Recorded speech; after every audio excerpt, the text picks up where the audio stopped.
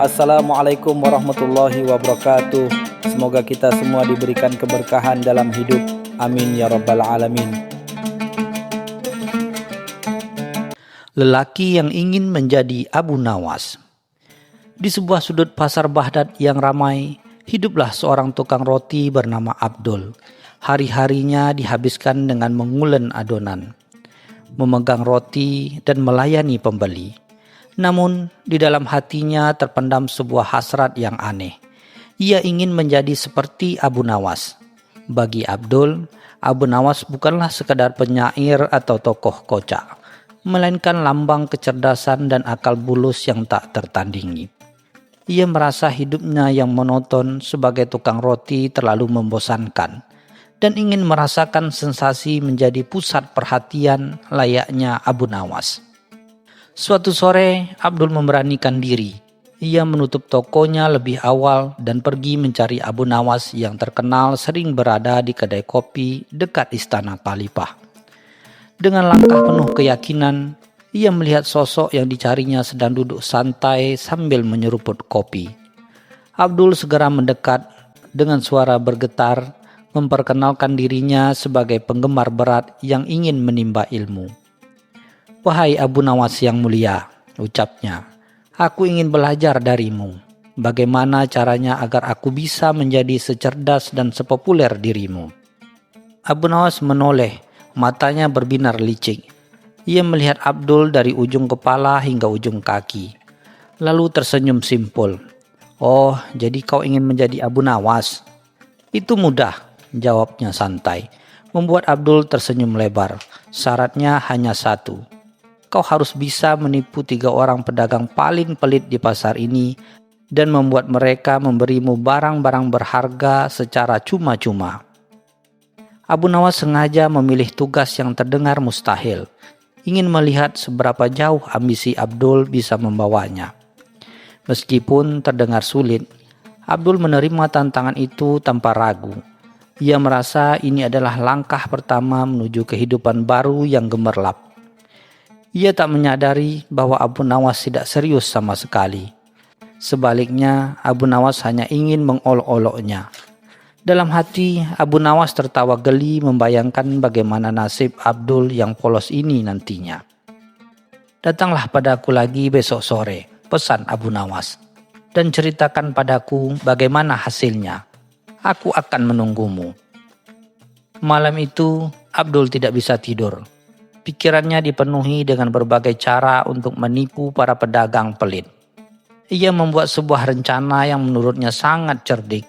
Rencananya adalah mengunjungi 3 pedagang terkenal, si penjual rempah-rempah yang serakah, si penjual kain yang sombong, dan si penjual permata yang kikir.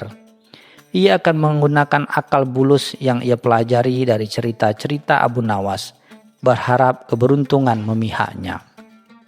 Dengan penuh semangat, ia bangun pagi-pagi sekali. Ia mengenakan pakaian terbaiknya, menyisir rambutnya rapi-rapi, dan memulai pertualangannya. Ia yakin dengan sedikit keberanian dan banyak akal bulus, ia bisa menaklukkan tantangan Abu Nawas dan membuktikan bahwa ia juga bisa menjadi orang yang cerdik. Abdul tidak tahu bahwa ia sedang berjalan lurus ke dalam perangkap yang dibuat oleh sang maestro tipu daya. Abdul mendatangi toko rempah-rempah pertama.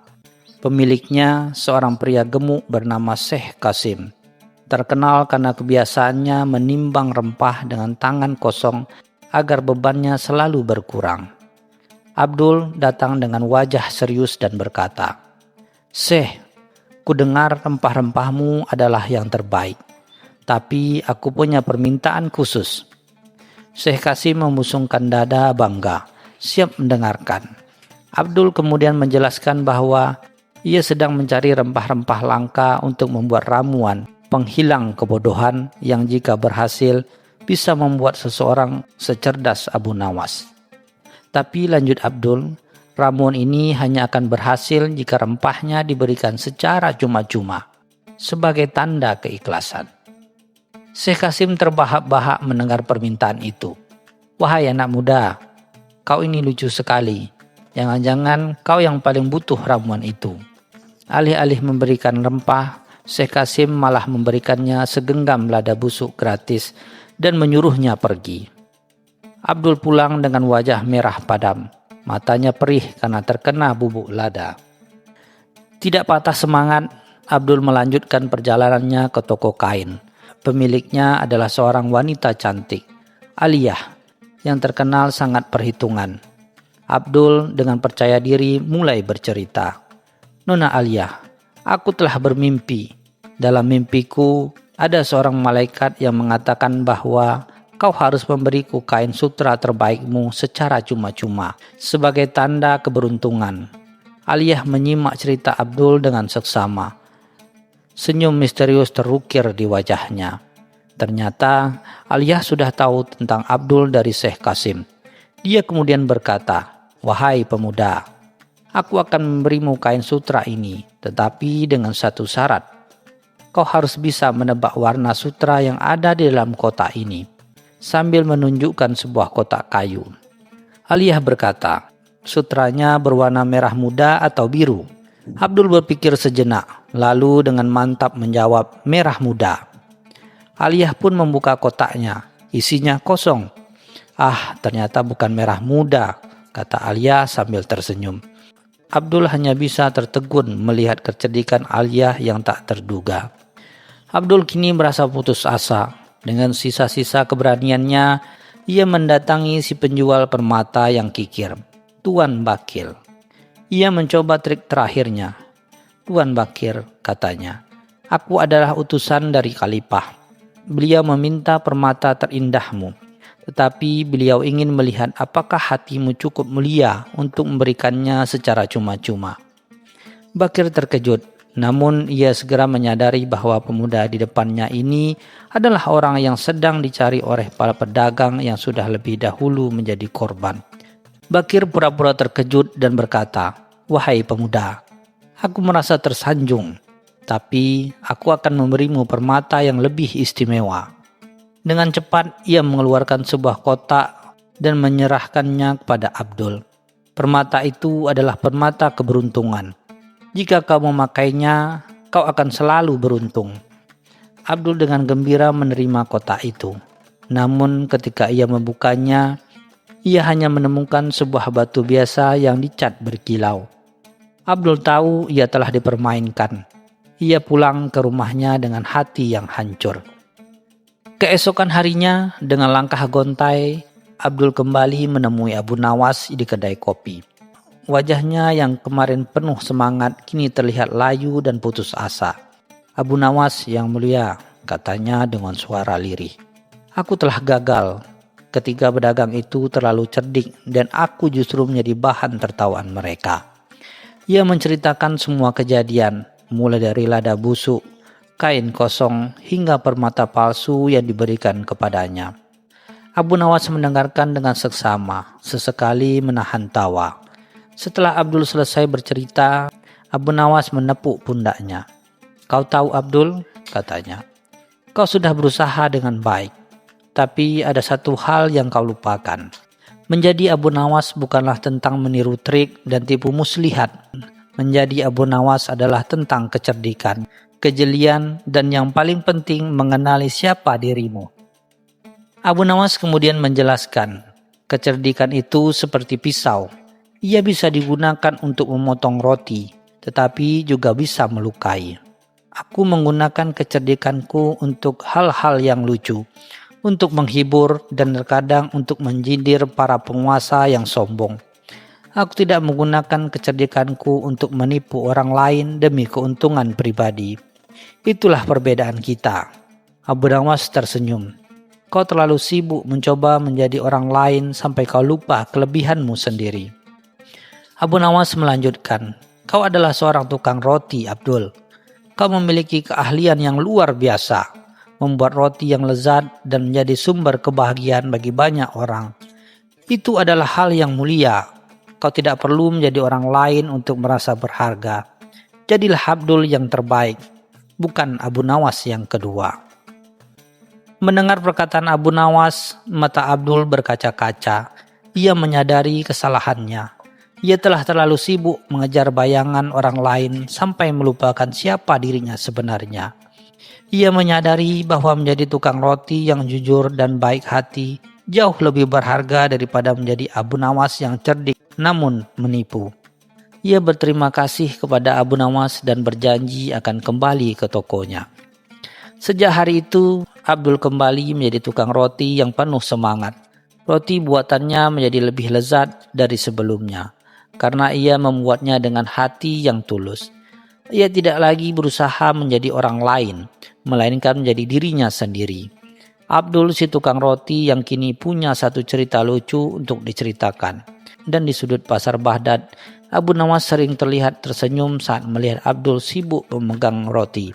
Bangga dengan muridnya yang akhirnya menemukan jalan hidupnya sendiri.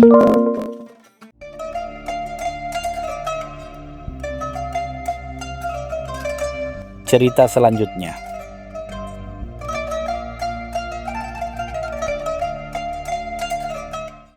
Di sebuah warung kopi di pasar utama Baghdad, suasana riuh redah seperti biasa. Aroma rempah-rempah yang hangat berbaur dengan tawa dan obrolan para pedagang. Di salah satu sudut terlihat Abu Jahil, seorang saudagar kaya raya yang terkenal congkak, sedang duduk di antara para pengikutnya.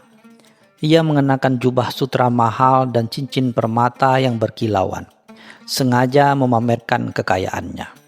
Dengan suara lantang, ia mengklaim bahwa ia bisa menaklukkan segala hal, bahkan hal-hal yang tidak terlihat. Para pengikutnya mengangguk-angguk setuju, mengamini setiap perkataannya. Tak jauh dari situ, Abu Nawas sedang asik menyeruput kopi dan mendengarkan celotehan para pedagang memperhatikan tingkah laku Abu Jahil. Senyum tipis terukir di bibirnya. Ia tahu betul keangkuhan adalah penyakit yang hanya bisa disembuhkan dengan pelajaran yang tak terduga. Sebuah ide jenaka muncul di benaknya. Sebuah cara untuk menguji keangkuhan Abu Jahil dengan tugas yang mustahil. Ia berdiri, menghampiri kerumunan Abu Jahil dengan langkah santai, seolah tak ada beban. "Wahai saudagar kaya, aku dengar kau mampu menaklukkan segala hal," sapa Abu Nawas dengan nada ramah. "Tapi bisakah kau menaklukkan hal yang mustahil?" Abu Jahil mendongak dengan wajah meremehkan. "Tidak ada yang mustahil bagiku, Abu Nawas. Katakan saja apa maumu?" tanyanya. Abu Nawas tersenyum, matanya memancarkan kecerdasan yang licik. Ia mendekat, berbisik pelan ke telinga Abu Jahil. "Aku ingin engkau mengukur angin, wahai saudagar." Para pengikut Abu Jahil saling pandang, bingung. Mengukur angin, itu adalah hal yang tak masuk akal. Abu Jahil tertawa terbahak-bahak, menganggap permintaan itu sebagai lelucon bodoh. "Mengukur angin? Hah, mudah sekali. Aku akan membelikanmu jubah dan karpet paling mewah jika kau berhasil," balasnya dengan nada bangga. Abu Nawas membalas tawanya. "Tentu, tapi ada syaratnya. Engkau harus mengukur angin saat musim panas tiba, di tengah gurun pasir. Dan kau harus membawa bukti yang bisa dilihat oleh semua orang, bukan sekedar kata-kata," jawabnya santai. Abu Jahil terdiam, merasa tertantang. Ia tidak menyadari bahwa ia baru saja terperosok ke dalam perangkap yang dibuat oleh kecerdasan Abu Nawas. Malam itu Abu Jahil tidak bisa tidur. Permintaan Abu Nawas terus berputar di kepalanya. Ia meminta para ahli dan ilmuwan untuk datang ke istananya, mencari cara untuk mengukur angin. Mereka semua hanya bisa menggelengkan kepala, mengatakan bahwa angin tidak memiliki wujud, tidak bisa dipegang, apalagi diukur. Abu Jahil marah besar. Ia menganggap para ahli itu tidak becus dan membuang mereka semua. Keangkuhannya tidak bisa menerima kenyataan bahwa ada hal yang tidak bisa ia lakukan. Di sisi lain, Abu Nawas duduk tenang di halaman rumahnya, memandangi bintang. Ia tahu Abu Jahil sedang bingung. Ia tahu bahwa keangkuhan yang besar akan membuat seorang mengambil langkah-langkah bodoh. Abu Nawas hanya perlu bersabar dan menunggu. Ia yakin pada akhirnya Abu Jahil akan menyadari bahwa kekayaan dan kekuasaan tidak bisa membeli segalanya, terutama akal sehat dan kerendahan hati. Ketika musim panas tiba, seperti yang telah ditentukan oleh Abu Nawas, Abu Jahil bersiap untuk melakukan perjalanannya. Ia memperkerjakan sepasukan kuli untuk membawa peralatan yang aneh-aneh. Ada jaring raksasa yang dibuat dari sutra, bejana-bejana besar, bahkan ada juga semacam keranjang raksasa yang terbuat dari rotan. Semua peralatan ini dibuat atas perintahnya, dengan harapan salah satunya bisa digunakan untuk menangkap angin. Dengan arak-arakan yang megah, Abu Jahil dan pasukannya berangkat menuju gurun pasir. Disaksikan oleh penduduk Baghdad yang berbisik-bisik dan tawa geli. Di tengah perjalanan, terik matahari membuat para kuli kelelahan. Mereka mencoba menangkap angin menggunakan jaring, namun hasilnya nihil. Jaring itu hanya berkibar-kibar kosong. Mereka mencoba mengumpulkan angin ke dalam bejana, namun bejana itu tetap kosong. Angin hanya terasa sesaat dan kemudian hilang. Frustasi, Abu Jahil memarahi para kuli dan memerintahkan mereka untuk bekerja lebih keras lagi. Ia menolak untuk menyerah karena harga dirinya dipertaruhkan. Ia ingin membuktikan kepada Abu Nawas bahwa ia benar-benar bisa menaklukkan hal yang tak kasat mata. Di tengah gurun pasir yang luas, rombongan Abu Jahil bertemu dengan sekelompok suku Badui yang sedang berteduh di bawah tenda. Kepala suku Badui yang bijaksana, Syekh Hamdan, merasa kasihan melihat kebodohan-kebodohan Abu Jahil. Ia menghampiri Abu Jahil dan bertanya, "Wahai saudagar, apa gerangan yang kau cari di tengah gurun ini?" Dengan angkuh Abu Jahil menjelaskan misinya untuk mengukur angin. Syekh Hamdan tersenyum, senyum penuh kebijaksanaan. Ia memanggil salah seorang anaknya dan berkata, "Nak, tolong ambilkan ukuran angin untuk saudagar ini." Anak Badui itu mengangguk. Ia kemudian mengambil selembar kain yang tipis dan meletakkannya di atas bejana. Ia meniup kain itu dengan pelan, lalu meniupkan dengan kencang, dan kain itu bergerak-gerak sesuai dengan hembusan napasnya. "Angin tidak bisa diukur, wahai saudagar," kata Syekh Hamdan. "Angin hanya bisa dirasakan. Ia adalah anugerah dari Allah yang bergerak sesuai kehendaknya. Kau tidak bisa menangkapnya, apalagi menukarnya." Abu Jahil terdiam, tapi ia tetap tidak mau menyerah. Ia menganggap Syekh Hamdan hanyalah seorang badui bodoh yang tidak tahu apa-apa. Keesokan harinya, cuaca berubah drastis. Langit yang tadinya cerah berubah menjadi gelap. Badai pasir besar datang menjelang, membuat rombongan Abu Jahil panik. Badai itu begitu kuat, sehingga membuat barang bawaan mereka berhamburan. Jaring-jaring sutra yang mahal robek. Bejana-bejana pecah, karpet-karpet mewah terhempas jauh. Para kuli berteriak ketakutan. Mereka berlindung di balik batu-batu besar. Sementara Abu Jahil hanya bisa berdiri terpaku, menyaksikan kekayaan dan keangkuhannya dihempaskan oleh kekuatan alam yang tak terlihat. Ketika badai mereda, Abu Jahil melihat sekeliling. Ia menemukan dirinya sendirian. Semua barangnya hilang dan para kulinya entah kemana. Tubuhnya penuh dengan pasir. Ia merasa lemah dan putus asa. Saat itulah ia mulai merenung. Ia mengingat kata-kata Syekh Hamdan dan perkataan Abu Nawas. Ia akhirnya menyadari bahwa ada hal-hal di dunia ini yang tak bisa dikuasai, dibeli atau diukur dengan uang dan kekuasaan. Setelah 3 hari berjalan tanpa tujuan, Abu Jahil ditemukan oleh beberapa pedagang yang sedang melewati gurun.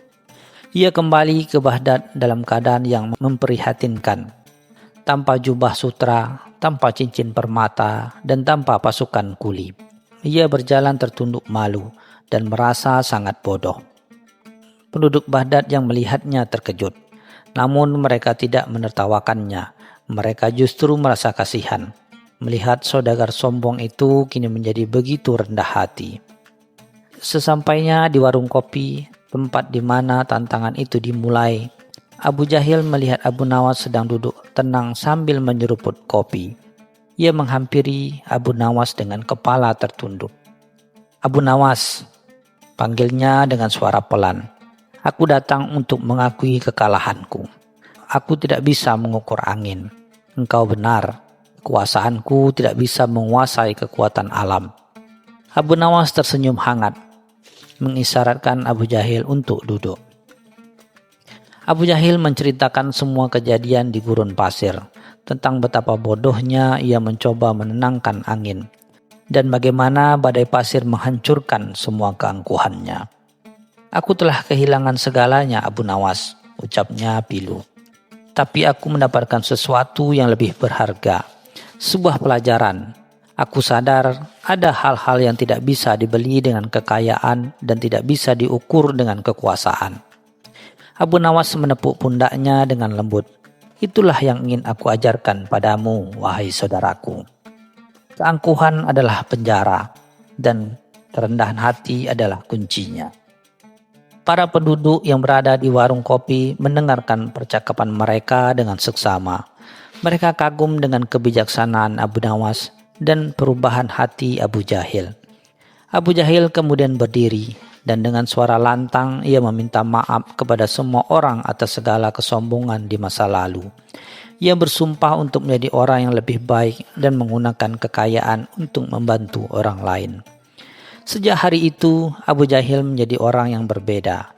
Ia menjual sisa kekayaannya dan menggunakannya untuk membangun sumur-sumur bagi masyarakat miskin di pinggir kota. Ia juga membangun sekolah dan mendanai pendidikan anak-anak yatim. Ia tidak lagi pamer. Ia lebih suka menggunakan pakaian sederhana dan bergaul dengan siapa saja, tanpa memandang status sosial. Ia sering terlihat duduk di samping Abu Nawas, tertawa dan bercerita di warung kopi yang sama, mengenang masa lalu yang penuh keangkuhan.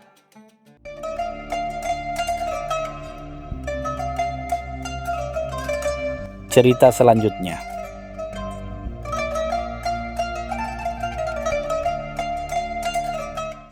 Suatu malam yang pekat di Baghdad, ketika rembulan bersinar sabit di tengah sungai Tigris, Abu Nawas terlelap dalam tidurnya yang pulas.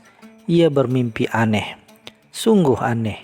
Dalam mimpinya, sebuah makhluk bercahaya datang menghampirinya, menyerupai malaikat dengan sayap keperakan, memancarkan aroma bunga melati yang semerbak.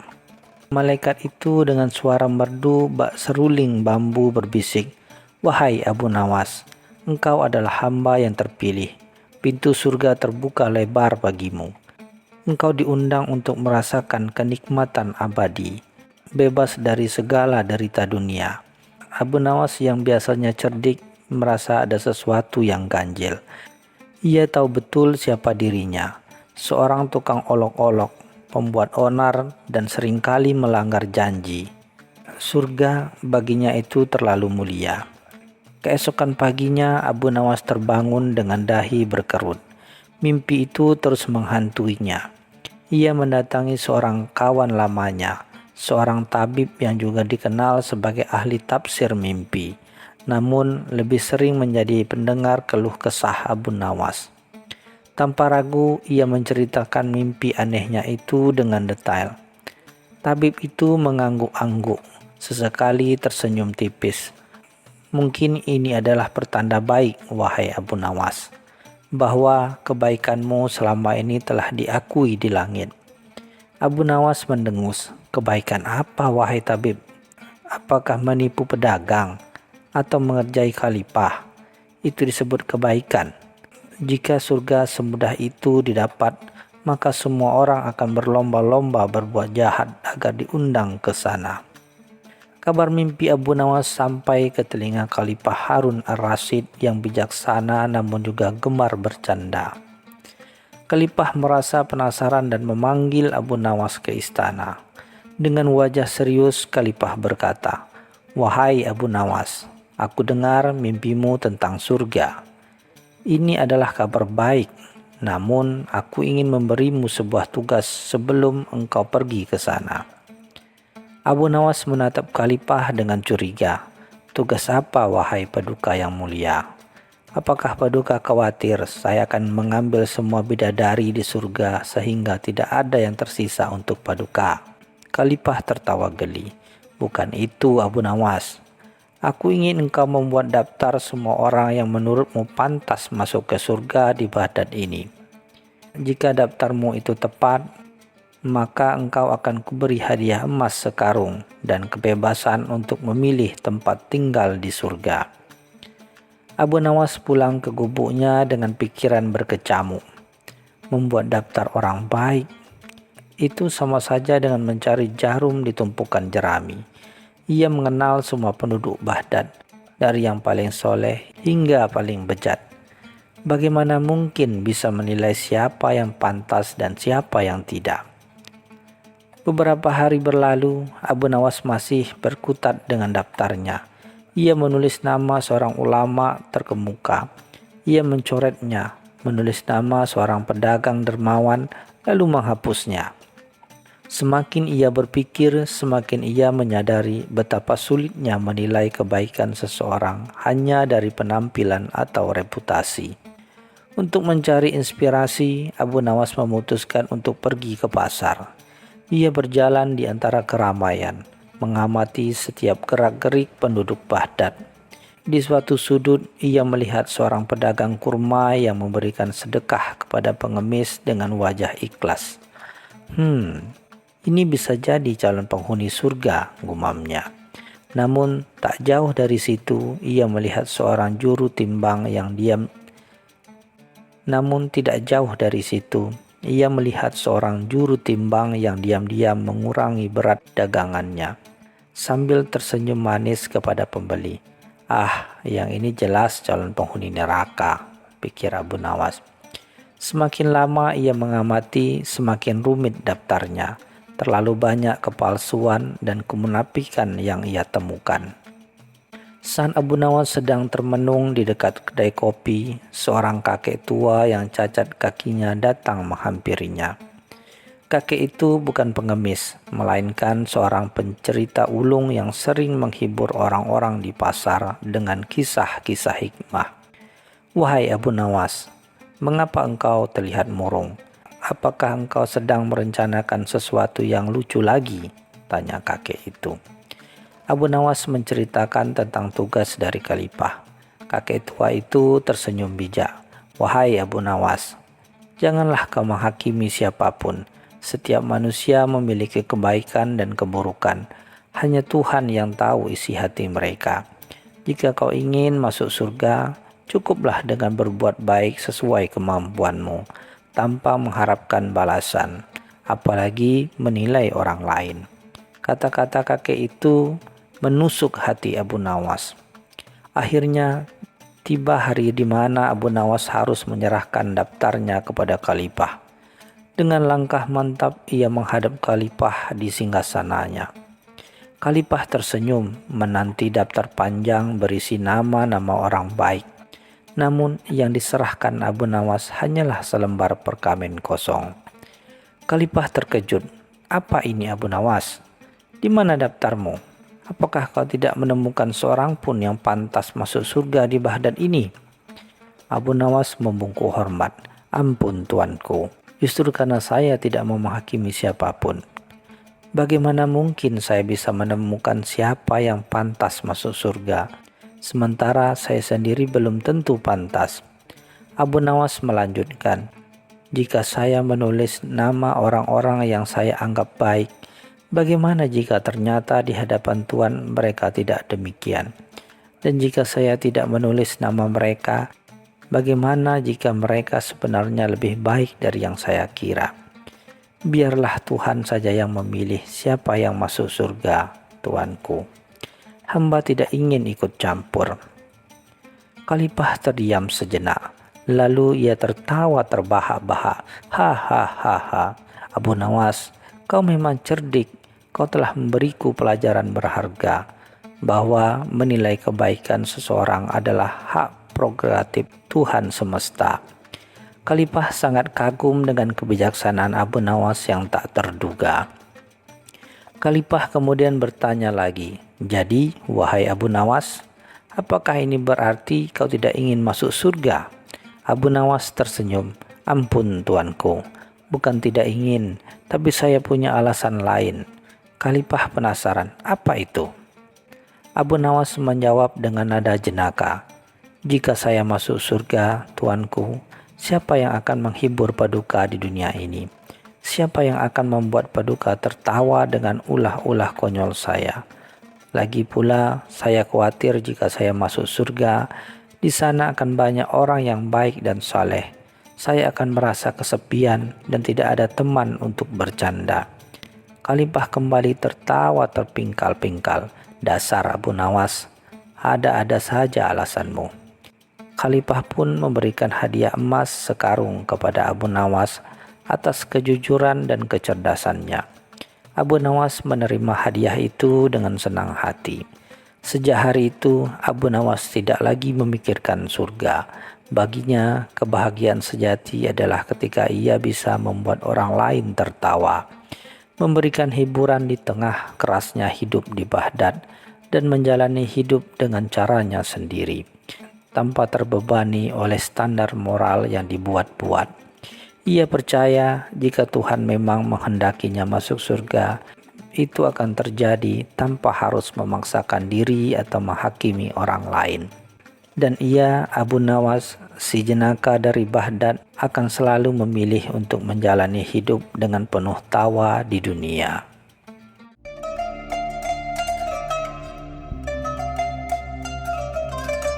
Cerita selanjutnya.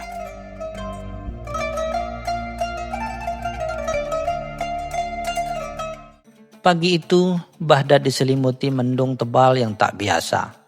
Angin berhembus kencang, membawa serta debu-debu jalanan yang mengganggu. Para pedagang berburu-buru menutup lapak mereka. Firasat buruk menyelimuti kota. Tak lama berselang, hujan turun dengan derasnya. Disusul petir yang menyambar-nyambar. Sungai Tigris meluap, membawa serta puing-puing sampah yang tak terhitung jumlahnya, mengubah jalanan menjadi sungai-sungai kecil yang keruh. Di tengah kekacauan itu, rumah seorang pedagang rempah bernama Abdul yang terkenal akan keramahannya tiba-tiba runtuh. Dindingnya yang lapuk tak mampu menahan gempuran air dan angin, membuat seluruh isinya berantakan. Abdul dan keluarganya terpaksa mengungsi ke masjid terdekat, meninggalkan harta benda mereka yang kini berserakan di bawah reruntuhan. Kabar musibah ini dengan cepat menyebar ke seluruh penjuru kota, sampai pula ke telinga Abu Nawas. Abu Nawas yang kala itu sedang menikmati semangkuk pul medemas di warung kopi langganannya, mendengar kabar duka tersebut. Ia terdiam sejenak, mengelus jenggotnya yang tipis. Pikiran cerdiknya mulai bekerja, mencari-cari cara untuk membantu Abdul tanpa harus mengeluarkan uang dari kantongnya. Tentu saja cara yang ia pikirkan kali ini juga tidak kalah aneh dari biasanya. Ia teringat pepatah lama, berat sama dipikul, ringan sama dijinjing. Namun bagaimana caranya membuat seluruh warga Baghdad ikut memikul beban Abdul tanpa mereka sadari? Senyum simpul tersungging di bibirnya. Sebuah ide gila tapi berlian telah lahir, yang pasti akan membuat seisi Baghdad tercengang sekaligus terhibur. Ia segera menggegas menuju pasar, matanya berbinar penuh rencana. Keesokan harinya, pasar Baghdad dikejutkan dengan pemandangan tak biasa. Abu Nawas berdiri di atas tumpukan barang ronsokan yang baru saja ia kumpulkan dari reruntuhan rumah Abdul. Dengan lantang ia mengumumkan akan mengadakan lelang barang-barang bersejarah dari seorang pedagang terkenal yang ditimpa musibah. Tentu saja ia tidak menyebutkan nama Abdul secara langsung, hanya memberikan petunjuk yang cukup samar. Para pengunjung pasar yang penasaran dan selalu menyukai keramaian mulai mengerumuni Abu Nawas. Beberapa barang yang dilelang terlihat sangat biasa, bahkan rusak parah, seperti sendok bengkok, mangkuk retak, bahkan sepotong kayu lapuk. Namun Abu Nawas dengan piawainya berhasil membumbui setiap barang dengan kisah-kisah fantastis seolah-olah setiap barang memiliki nilai sejarah yang tak ternilai.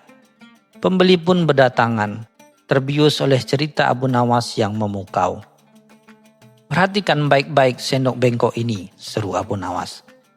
Mengangkat sebuah sendok yang memang sangat bengkok, nyaris tidak berbentuk sendok lagi.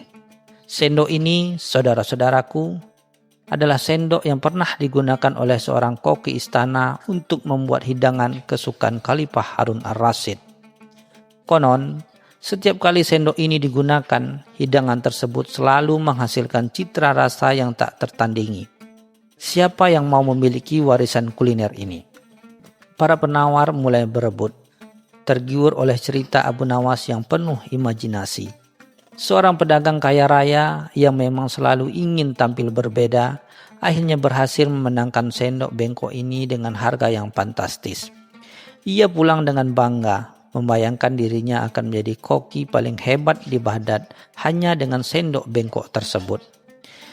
Kebingungan menyelimuti warga pasar. Sebagian menganggap Abu Nawas gila. Sebagian lagi mulai bertanya-tanya, apakah barang-barang itu memang seberharga yang diceritakannya.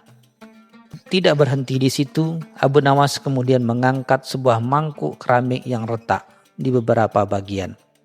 Mangkuk ini, katanya dengan suara yang dibuat-buat serius, adalah mangkuk yang pernah digunakan oleh seorang filsuf bijak untuk meminum teh herbal setiap pagi. Konon setiap teguk teh dari mangkuk ini akan membangkitkan inspirasi dan kebijaksanaan dalam diri peminumnya. Barang siapa yang memilikinya, niscaya akan menjadi orang paling cerdas di Baghdad.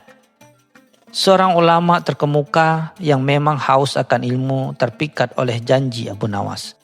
Ia berulang kali menaikkan tawaran hingga akhirnya berhasil memiliki mangkuk retak tersebut. Ia segera pulang dengan mencoba minum teh dari mangkuk itu, berharap kecerdasan akan langsung masuk ke dalam dirinya. Sementara itu, gosip tentang lelang Abu Nawas semakin menyebar, membuat semakin banyak orang datang ke pasar, penasaran ingin melihat langsung keajaiban yang terjadi. Puncak keanehan lelang ini terjadi ketika Abu Nawas mengangkat sepotong kayu lapuk yang sama sekali tidak menarik. Dan inilah, Abu Nawas mengumumkan dengan nada dramatis, sepotong kayu dari pohon kurma tertua di Baghdad. Konon pohon ini tumbuh di atas tanah yang diberkahi, dan setiap bagiannya dipercaya dapat menarik rezeki dan keberuntungan. Barang siapa memiliki pohon kayu ini, niscaya hartanya akan berlipat ganda. Meskipun banyak yang skeptis, beberapa pedagang yang serakah dan percaya tahayul mulai saling berebut untuk mendapatkan sepotong kayu lapuk tersebut. Mereka membayangkan kekayaan yang berlimpah ruah hanya dengan memiliki sepotong kayu.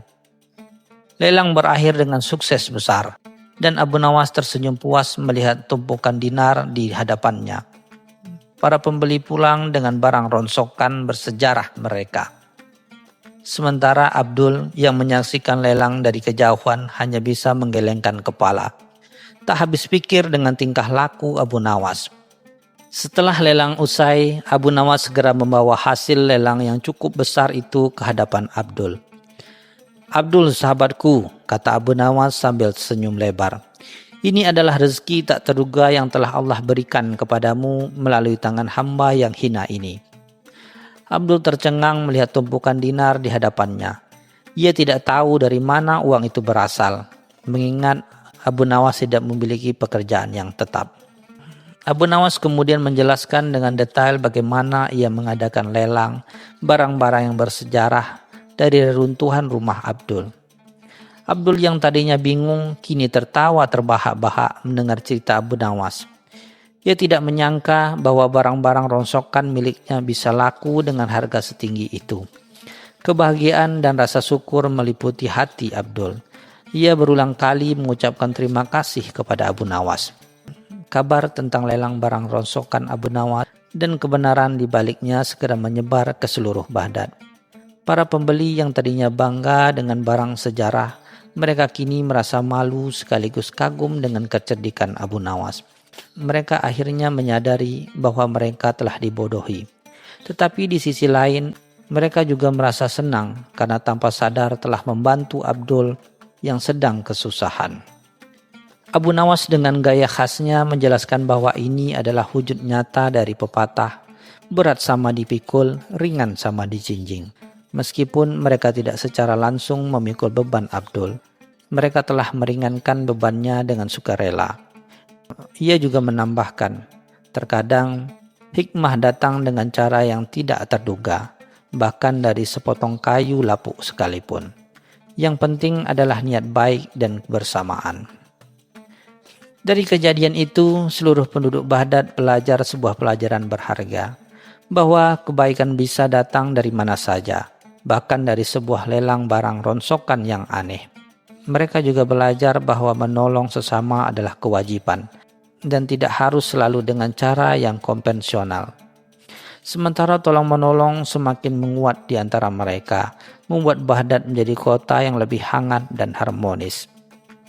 Dan Abu Nawas, sang penyair dan penipu ulung yang baik hati, kembali menjadi pahlawan tak terduga. Ia membuktikan bahwa dengan sedikit kecerdasan dan niat yang tulus, ia bisa membuat perbedaan besar dalam kehidupan orang lain. Sejak saat itu, setiap kali ada musibah, warga Baghdad selalu teringat akan lelang aneh Abu Nawas dan pepatah berat sama dipikul dan ringan sama dijinjing, yang kini memiliki makna yang lebih mendalam bagi mereka.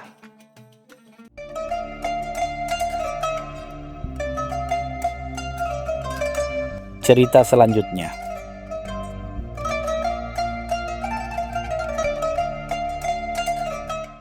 Di sebuah kedai kopi yang riuh di pusat Baghdad, Abu Nawas menyusap kopinya perlahan, mengamati keramaian dengan senyum tipis. Suasana damai itu tiba-tiba terusik oleh seruan panik seorang pedagang sutra yang tergopoh-gopoh masuk. Wajahnya pucat pasi. Ia mengabarkan bahwa seluruh persediaan sutra impornya, barang dagangan yang amat berharga, lenyap begitu saja dari gudang. Berita itu menyebar cepat bagai api, menciptakan gelombang kegelisahan di antara para pedagang. Kehilangan sebesar itu tak hanya merugikan satu orang, tetapi juga berpotensi mengguncang stabilitas pasar. Beberapa pedagang lain mulai berbisik-bisik tentang kemungkinan adanya sindikat pencurian baru yang sangat terorganisir, membuat cemas semua orang yang menggantungkan hidupnya pada roda perdagangan. Kabar pencurian sutra itu akhirnya sampai ke telinga Sultan Harun ar-Rasyid yang sedang duduk termenung di singgasananya. Kekayaannya dan kemakmuran Baghdad adalah kebanggaannya, dan insiden seperti ini adalah noda besar. Ia memanggil para penasehatnya, meminta solusi, namun semua saran yang diberikan terdengar biasa saja, tak mampu menenangkan kegundahannya. Sultan tahu bahwa reputasi pemerintahannya dipertaruhkan. Jika ia tidak bisa menjamin keamanan pedagang, maka kepercayaan rakyat akan luntur. Dengan berat hati ia mengumumkan sayembara besar. Siapapun yang berhasil menemukan pencuri sutra dan mengembalikan barang curian akan diberi hadiah berlimpah. Bahkan mungkin posisi istimewa di istana. Abu Nawas mendengar pengumuman Sultan dengan seksama, tak menunjukkan reaksi berlebihan seperti orang lain yang langsung bersemangat mengejar hadiah. Ia justru menarik diri ke sudut kedai, matanya menerawang, jemarinya mengetuk-ngetuk meja seolah sedang menimbang sesuatu. Pikiran cerdasnya mulai bekerja, merangkai benang-benang petunjuk dari desas-desus yang ia dengar. Ia tahu bahwa kekuatan fisik atau harta benda tak akan membawanya jauh dalam kasus ini. Yang ia miliki hanyalah akal dan doa. Dengan keyakinan itu, ia memutuskan untuk ikut serta dalam sayembara. Namun dengan cara sendiri, bukan dengan mencari-cari jejak seperti detektif biasa, melainkan dengan memancing sang pencuri agar menunjukkan dirinya. Keesokan harinya, Baghdad dihebohkan oleh kabar baru. Abu Nawas yang terkenal dengan segala keanehannya mengajukan permohonan aneh kepada Sultan. Ia meminta agar dirinya dipenjara di sel isolasi yang paling ketat, tanpa interaksi dengan dunia luar, dan hanya diberi pena, kertas, serta beberapa buah zaitun sebagai bekal. Permintaan itu membuat para pengawal dan penasehat istana tercengang, menganggapnya gila atau sedang mencari perhatian. Namun, Sultan yang sudah akrab dengan tingkah laku Abu Nawas merasakan ada sesuatu di balik permintaan aneh ini. Ia tahu Abu Nawas tak pernah bertindak tanpa tujuan yang kuat. Meskipun ragu, Sultan akhirnya menyetujui. Berharap ini adalah salah satu dari trik jenius Abu Nawas yang seringkali berakhir dengan penyelesaian masalah yang tak terduga. Di dalam sel yang sunyi, Abu Nawas tidak melamun atau menyesal nasibnya. Dengan pena dan kertas di tangannya, ia mulai menuliskan ayat-ayat suci Al-Quran dan doa-doa penuh kekuatan. Diselipi dengan beberapa kalimat yang tampak seperti teka-teki.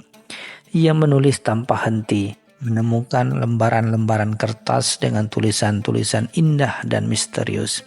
Setelah berjam-jam menulis, ia meminta seorang pengawal untuk membawa gulungan-gulungan kertas itu ke pasar sutra dan meminta para pedagang untuk membacanya keras-keras di hadapan publik.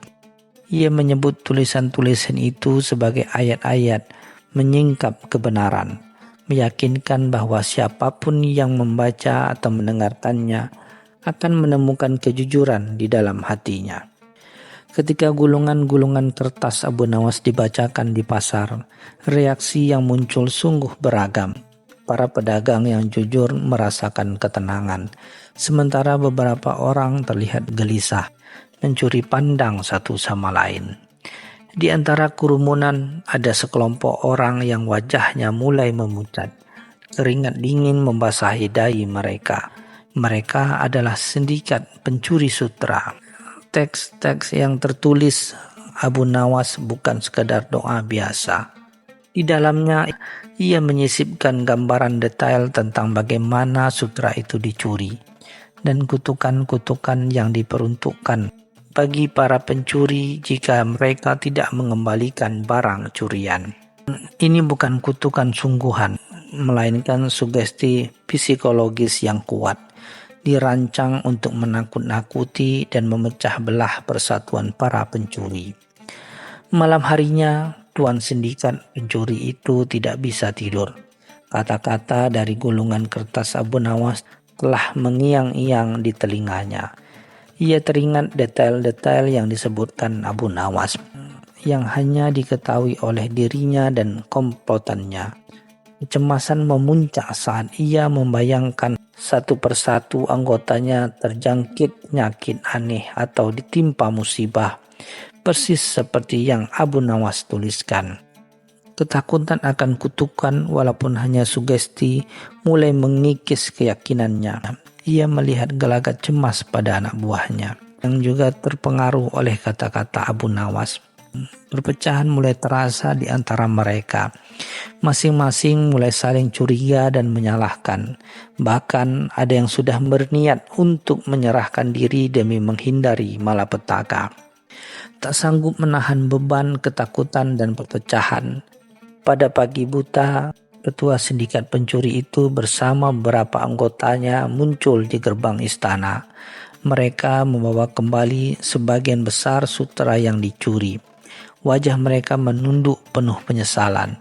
Di hadapan Sultan Harun ar-Rasyid, mereka mengakui kejahatan mereka, menceritakan secara detail bagaimana mereka mencuri sutra dan bagaimana kutukan Abu Nawas menghantui mereka. Sultan yang terkejut sekaligus kagum segera memanggil Abu Nawas dari selnya. Dengan senyum lebar, Abu Nawas menjelaskan bahwa tidak ada kutukan sungguhan. Ia hanya menggunakan akalnya untuk menciptakan ketakutan psikologi yang begitu kuat, sampai para pencuri itu percaya bahwa nasib buruk akan menimpa mereka jika tidak bertobat. Sutra yang dikembalikan adalah bukti nyata dari keberhasilan triknya. Kisah Abu Nawas yang hanya bermodalkan akal dan doa untuk mengungkap keajaiban ini menyebar ke seluruh Baghdad. bahkan hingga ke kota-kota lain. Sultan Harun ar-Rasyid sangat terkesan memberikan hadiah yang lebih besar dari yang dijanjikan dan menunjuk Abu Nawas sebagai penasehat utama khusus untuk urusan-urusan yang membutuhkan pemikiran yang luar biasa.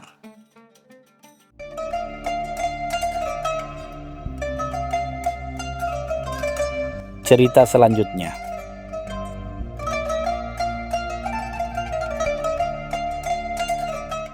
Di sudut kedai kopi yang ramai di Baghdad, Abu Nawas termenung sambil menyeruput kopinya.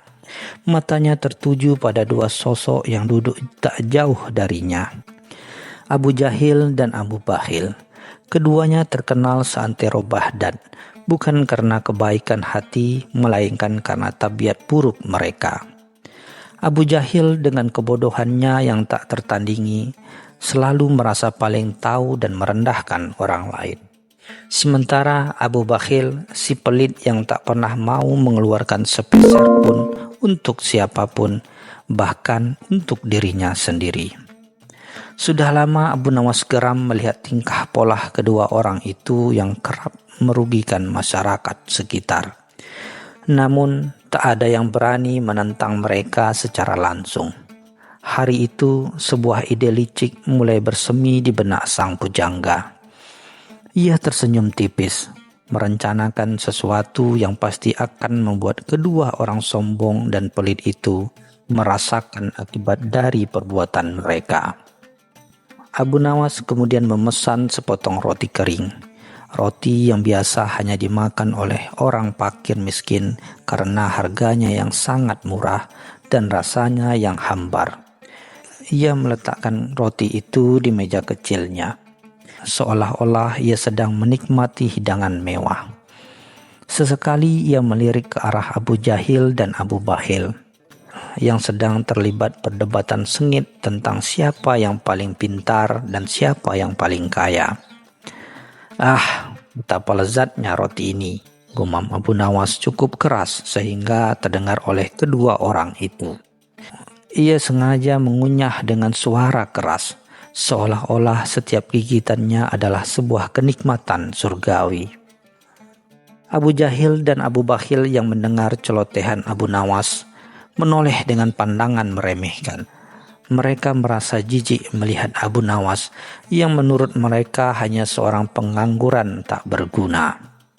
Setelah beberapa saat, Abu Nawas bangkit dari tempat duduknya dan menghampiri meja Abu Jahil dan Abu Bakhil. Dengan senyum ramah yang dibuat-buat, ia menyapa mereka. "Wahai tuan-tuan yang mulia, saya dengar kalian sedang berdiskusi serius. Bolehkah saya bergabung?"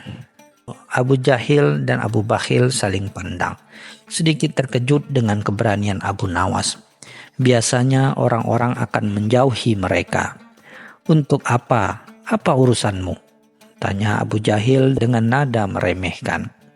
"Tidak ada, hanya ingin berbagi cerita dan mungkin berbagi kebahagiaan dengan sepotong roti yang luar biasa ini," jawab Abu Nawas sambil menunjuk roti keringnya dengan bangga. Abu Bakhil langsung mencurigai tawaran tersebut, takut Abu Nawas akan meminta imbalan. Namun rasa penasaran Abu Jahil menguasai dirinya. Abu Nawas kembali ke mejanya, diikuti oleh tatapan heran Abu Jahil dan Abu Bakhil. "Saya tahu ini mungkin terdengar aneh, tapi saya ingin mengajak kalian bertaruh," kata Abu Nawas sambil menunjuk roti keringnya. "Siapa di antara kalian yang bisa membuat saya menangis hanya dengan melihat roti ini, akan saya beri seluruh kekayaan yang saya miliki." Abu Jahil dan Abu Bakhil saling bertatapan. Mata mereka berbinar. Mereka tahu Abu Nawas tidak memiliki kekayaan, tetapi mereka melihat ini sebagai kesempatan untuk mempermalukan dan menertawakan Abu Nawas. Mereka membayangkan betapa lucunya melihat Abu Nawas menyerahkan apa yang disebut seluruh kekayaan yang pastilah tidak seberapa. Abu Jahil yang merasa paling pandai maju pertama. Ia mulai mengolok-olok roti kering itu, menyebutnya sampah, tidak layak dimakan, dan bahkan menuduh Abu Nawas telah membuang-buang uang untuk membeli sesuatu yang tidak berguna. Ia berharap kata-kata kasar akan menyentuh hati Abu Nawas dan membuatnya sedih. Namun Abu Nawas hanya tersenyum simpul, tidak menunjukkan tanda-tanda kesedihan sedikit pun. "Apakah itu saja? Aku kira kau lebih kreatif, Abu Jahil," ejek Abu Nawas. Abu Jahil merasa malu dan kesal. Kini giliran Abu Bakhil. Ia mencoba pendekatan lain. Ia mulai mengeluh tentang betapa mahalnya harga makanan di pasar, betapa sulitnya mencari nafkah, dan betapa borosnya orang-orang yang membeli roti kering. Ia bahkan mengklaim bahwa roti itu seharusnya diberikan kepada orang miskin daripada dimakan oleh Abu Nawas. Ia berpikir bahwa penderitaan dan keluhan akan membuat Abu Nawas menangis. Tapi sekali lagi Abu Nawas hanya tersenyum. "Kalian berdua gagal," katanya dengan tenang. "Sekarang giliranku. Kalian yang akan menangis hanya karena melihat roti ini. Jika kalian tak bisa, maka kalian harus melakukan apapun yang kuperintahkan." Abu Jahil dan Abu Bakhil tertawa terbahak-bahak, menganggap itu lelucon. Mereka yakin tidak akan ada yang bisa membuat mereka menangis hanya karena sepotong roti. "Baiklah, aku setuju," kata Abu Jahil dengan sombong. "Aku juga," sahut Abu Bakhil. Yakin tak ada kerugian baginya. Mereka tidak tahu bahwa mereka telah masuk ke dalam perangkap yang dibuat oleh Abu Nawas. Abu Nawas mengambil sepotong roti kering itu, memegangnya dengan hati-hati. Ia lalu menatap Abu Jahil dan Abu Bakhil dengan pandangan serius.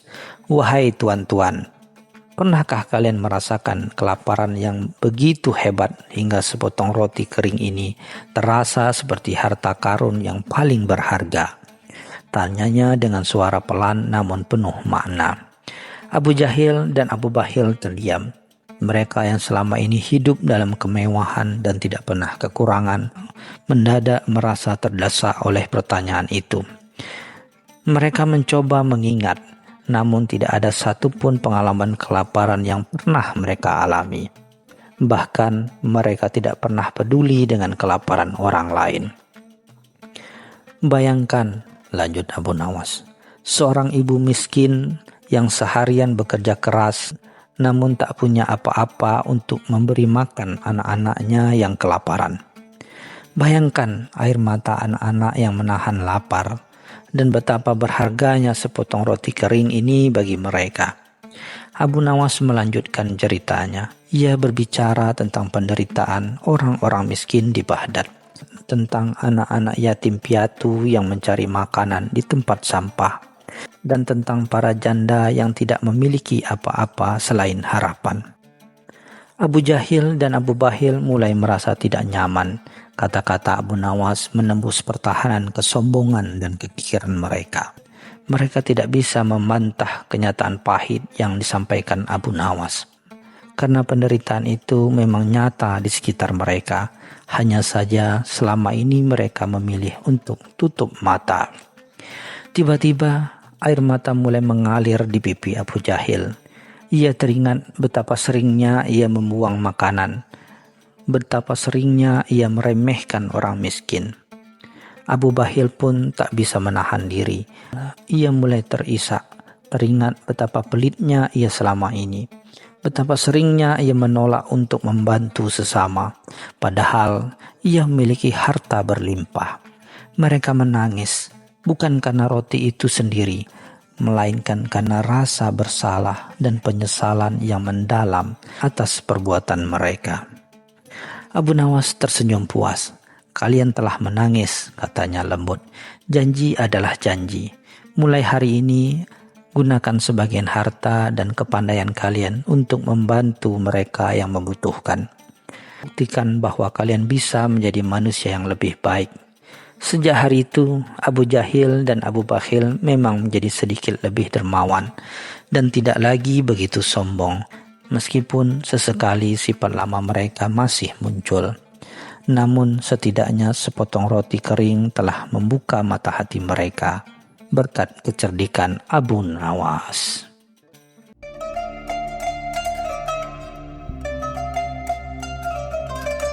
Cerita selanjutnya.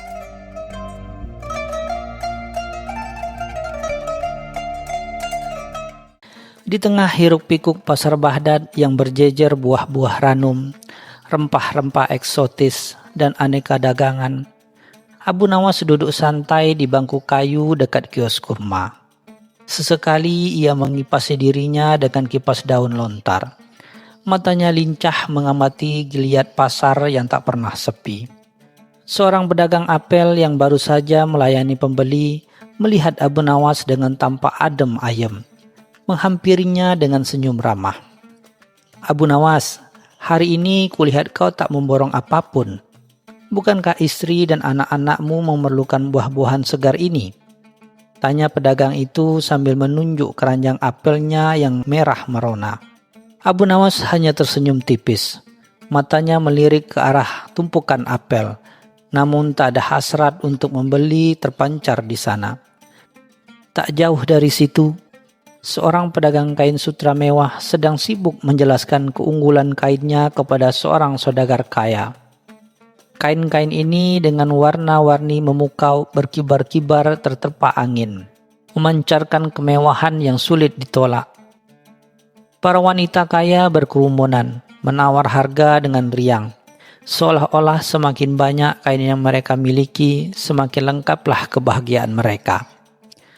Pedagang sutra itu yang kebetulan mengenal Abu Nawas menyapanya dengan suara lantang. "Abu Nawas, apakah kau tak tertarik dengan kain-kain indah ini? Pakaian usangmu itu mungkin sudah saatnya diganti." Abu Nawas tertawa kecil. Ia menunjuk pakaiannya yang sederhana bersih, namun memang sudah agak usang. "Kain ini masih bisa melindungiku dari terik dan dingin, saudaraku. Dan yang lebih penting, kain ini tak menuntut lebih dariku," jawabnya kalem. Sore harinya, saat pasar mulai sepi, Abu Nawas berjalan pulang menyusuri gang-gang sempit Baghdad. Di tengah jalan, ia berpapasan dengan Tuan Paruk, seorang saudagar kaya raya yang dikenal dermawan namun juga sangat menghargai harta. Tuan Paruk tersenyum dan mengundang Abu Nawas untuk makan malam di rumahnya yang megah. "Abu Nawas, malam ini aku mengadakan jamuan makan. Akan ada hidangan lezat dan obrolan menarik. Maukah kau datang?" kata Tuan Paruk dengan nada hangat. Abu Nawas mengangguk setuju. Tahu bahwa jamuan Tuan Paruk selalu penuh dengan hidangan berlimpah ruah, jauh melebihi apa yang biasa ia nikmati di rumahnya yang sederhana. "Dengan senang hati, Tuan Paruk. Aku pasti datang," jawab Abu Nawas, tanpa sedikit pun menunjukkan rasa sungkan atau minder. Malam itu, rumah Tuan Paruk dipenuhi gemerlap lampu minyak dan aroma masakan yang menggugah selera. Meja makan dipenuhi hidangan istimewa, daging kambing panggang, nasi biryani dengan rempah-rempah pilihan, aneka roti pipih, dan buah-buahan segar dari berbagai penjuru negeri. Para tamu makan dengan lahap. Sebagian besar dari mereka adalah saudagar dan pejabat yang terbiasa dengan kemewahan. Abu Nawas makan secukupnya, menikmati setiap suapan, namun tak terlihat serakah. Ia mengamati bagaimana beberapa tamu bahkan merebut hidangan tertentu, seolah takut kehabisan. Sikapnya yang tenang dan bersahaja membuat Tuan Paruk mengamati dirinya dengan penuh rasa ingin tahu. Setelah selesai makan, saat teh min disajikan, Tuan Paruk memandang Abu Nawas. "Abu Nawas," katanya, suaranya pelan namun terdengar jelas oleh beberapa tamu di sekitarnya. "Aku melihatmu makan dengan tenang, tak seperti yang lain yang seolah tak pernah kenyang. Di pasar tadi kau juga tak tertarik pada kemewahan. Padahal jika kau mau, aku bisa memberimu sejumlah dirham untuk membeli apapun yang kau inginkan." Abu Nawas tersenyum, matanya memancarkan kebijaksanaan yang lucu. "Tuan Paruk yang terhormat," jawabnya. "Tadi siang, pedagang apel bertanya, mengapa aku tak membeli buah. Pedagang sutra bertanya, mengapa aku tak mengganti pakaian. Sekarang Tuan bertanya mengapa aku tak tertarik pada harta. Jawaban untuk semua pertanyaan itu adalah sama. Para tamu lain mulai mencondongkan badan, penasaran dengan jawaban Abu Nawas. Aku makan seperlunya, lanjut Abu Nawas, karena perutku memiliki batas. Aku memakai pakaian ini karena cukup melindungiku. Dan aku tidak mengkhawatirkan harta, karena aku merasa cukup. Sebuah tawa kecil menyelinap di antara para tamu. Mereka tak menyangka jawaban Abu Nawas sesederhana itu. Tuan Paruk mengerutkan keningnya. Cukup? Bukankah manusia selalu ingin lebih, Abu Nawas? Bukankah semakin banyak yang kau miliki, semakin tenang hidupmu? Abu Nawas menggelengkan kepala perlahan. Justru sebaliknya, Tuan. Semakin banyak yang dimiliki, semakin banyak pula yang dijaga. Semakin banyak yang dijaga, semakin banyak pula kekhawatiran yang datang. Kebahagiaan sejati bukan tentang memiliki banyak, tetapi tentang merasa cukup dengan apa yang dimiliki. Beberapa tamu mengangguk-angguk setuju, sementara yang lain masih tampak bingung. Berapa hari kemudian, Tuan Paruk bertemu lagi dengan Abu Nawas di pasar. Kali ini wajah Tuan Paruk tampak keruh. Ia bercerita tentang salah satu kapal dagangan yang baru saja mengalami badai dan kehilangan sebagian besar muatannya. Kerugian besar itu membuat Tuan Paruk sulit tidur dan nafsu makannya berkurang. Abu Nawas, betapa benar perkataanmu waktu itu, keluh Tuan Paruk. Aku memiliki begitu banyak, namun kini aku merasakan kekhawatiran yang tiada henti. Kapalku karam, hartaku berkurang, dan hatiku pun gelisah. Abu Nawas mendengarkan dengan sabar, tanpa memotong perkataan Tuan Paruk. Hanya sekekali mengangguk. Abu Nawas menunjuk seekor burung pipit yang sedang mematuk-matuk butiran beras di tanah. Lihatlah burung kecil itu, Tuan Paruk. Ia tidak memiliki lumbung yang penuh, tidak pula memiliki kapal dagangan yang melintasi lautan. Setiap hari ia mencari makan seperlunya, dan setiap malam ia tidur nyenyak di sarangnya, tanpa sedikit pun kekhawatiran tentang hari esok. Ia tidak memiliki banyak, lanjut Abu Nawas, tetapi ia merasa cukup, dan karena ia merasa cukup, ia bebas dari beban kekhawatiran yang membelenggu kita memiliki segalanya. Kebahagiaan bukanlah diukur dari seberapa besar tumpukan harta, melainkan dari seberapa besar hati kita mampu merasa cukup dan bersyukur. Mendengar perumpamaan itu, wajah Tuan Paruk perlahan mulai cerah. Ia menyadari bahwa selama ini ia terlalu terpaku pada angka-angka di pembukuan dan besar kekayaannya, hingga melupakan arti ketenangan dan kebahagiaan yang sejati. Ia mengulurkan tangan kepada Abu Nawas. Terima kasih Abu Nawas. Pelajaranmu kali ini jauh lebih berharga daripada seluruh harta yang kumiliki. Aku telah memiliki segalanya, namun baru kali ini aku mengerti arti merasa cukup. Sejak hari itu, Tuan Paruk mulai mengubah cara pandangnya tentang harta. Ia tetap berdagang dan mencari rezeki. Namun kekhawatiran dan keserakahan yang dulu menguasainya kini telah tergantikan oleh rasa syukur dan kebahagiaan yang datang dari merasa cukup. Dan di Baghdad, kisah Abu Nawas yang tak memiliki banyak namun selalu merasa cukup menjadi pelajaran berharga bagi banyak orang.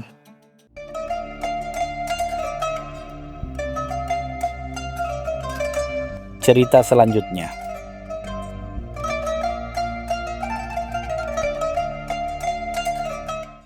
Suatu pagi yang cerah di Baghdad, matahari baru saja menyapa menara-menara masjid dan riuh redah pasar yang sudah menggeliat. Pedagang berteriak menjajalkan dagangannya. Aroma rempah dan parfum mewah bercampur di udara. Dan koin-koin bergemicik tak henti-hentinya berpindah tangan. Semua orang tampak sibuk. Mata mereka berbinar-binar memandang tumpukan dirham dan dinar. Seolah kebahagiaan sejati hanya bisa diukur dari seberapa penuh kantung mereka. Di antara hiruk-pikuk itu, terlihatlah Abu Nawas. Ia tidak seperti yang lain. Dengan jubah yang sedikit usang dan senyum tipis di bibirnya, ia justru duduk santai di pinggir jalan, memperhatikan orang-orang dengan pandangan geli. Sesekali ia akan mengangkat alisnya atau menahan tawa kecil yang hampir meledak dari dadanya, seolah menyaksikan sebuah pertunjukan sandiwara yang sangat lucu. Tak jauh dari tempat Abu Nawas duduk, seorang pedagang unta kaya raya tengah berdebat sengit dengan seorang saudagar permata. Keduanya sama-sama berusaha menipu yang lain, saling merendahkan kualitas dagangan lawan dan menyanjung harta benda mereka sendiri dengan suara yang tinggi. Wajah mereka memerah, urat leher menonjol, seolah-olah harga diri mereka ditentukan oleh siapa yang berhasil meraih keuntungan terbesar dalam transaksi itu. Abu Nawas menggelengkan kepala. Ia mengeluarkan sepotong roti kering dari kantungnya, menggigitnya perlahan dan mengunyahnya dengan santai. Ia melirik ke arah pedagang dan saudagar permata itu, lalu tersenyum lebih lebar. Dunia, gumamnya pelan. Sungguh sebuah panggung komedi yang tak pernah sepi penonton. Tiba-tiba tawa Abu Nawas pecah. Bukan tawa terbahak-bahak yang kasar, melainkan tawa yang renyah dan penuh kejenakaan. Tawa yang menarik perhatian beberapa orang di sekitarnya. Seorang penjual kurma yang sendari tadi sibuk menimbang dagangannya menoleh dengan dahi berkerut. "Apa yang lucu, Abu Nawas?" tanyanya sedikit kesal, merasa terganggu oleh tawa itu. Abu Nawas menyeka sudut matanya yang sedikit berair. "Aku hanya teringat sebuah cerita," katanya. Suaranya masih terselip tawa. Seorang raja yang mengira kekayaannya akan membawanya ke surga, padahal surga itu sendiri tak bisa dibeli dengan seisi pasar ini. Ia menatap sekelilingnya, ke arah wajah-wajah yang dipenuhi ambisi dan kecemasan. Lalu tawa kecilnya kembali mengalir, lebih lembut namun tetap mengusik. Malam itu istana Khalifah Harun ar-Rasyid dipenuhi cahaya lilin dan aroma masakan mewah. Sultan mengadakan pesta besar, mengundang para bangsawan, saudagar kaya dan ulama terkemuka. Meja-meja dipenuhi hidangan lezat, musik mengalun merdu dan membincangkan tentang kekuasaan serta intrik politik memenuhi setiap sudut ruangan. Para hadirin berlomba-lomba memamerkan perhiasan dan pakaian terindah mereka, berharap mendapat perhatian dari Khalifah. Di antara keramaian itu, Abu Nawas juga hadir. Berkat reputasinya sebagai penyair dan seorang yang cerdik. Namun ia tidak seperti yang lain. Ia memilih duduk di sudut yang agak tersembunyi, mengamati para tamu dengan senyum misterius di wajahnya. Ia tak mengenakan pakaian gemerlap dan tak berusaha menarik perhatian siapapun. Seolah-olah ia adalah seorang pengamat dari dunia lain. Seorang menteri dengan jenggot lebat membual tentang koleksi kudanya yang tak tertandingi. Sementara seorang saudagar kaya lainnya menyombongkan tentang kapal-kapalnya yang berlayar hingga ke negeri seberang. Mereka berbincang dengan nada angkuh, seolah-olah kekayaan adalah satu-satunya tolak ukur kebahagiaan dan harga diri. Mereka saling melirik, membandingkan diri satu sama lain, dan dalam diam berkompetisi dalam siapa yang paling berlimpah harta. Abu Nawas mengambil segelas air kurma, menyesapnya perlahan. Ia memejamkan mata sejenak, lalu membuka matanya lagi. Mereka seperti anak-anak yang berlomba mengumpulkan kerikil paling berkilau, pikirnya.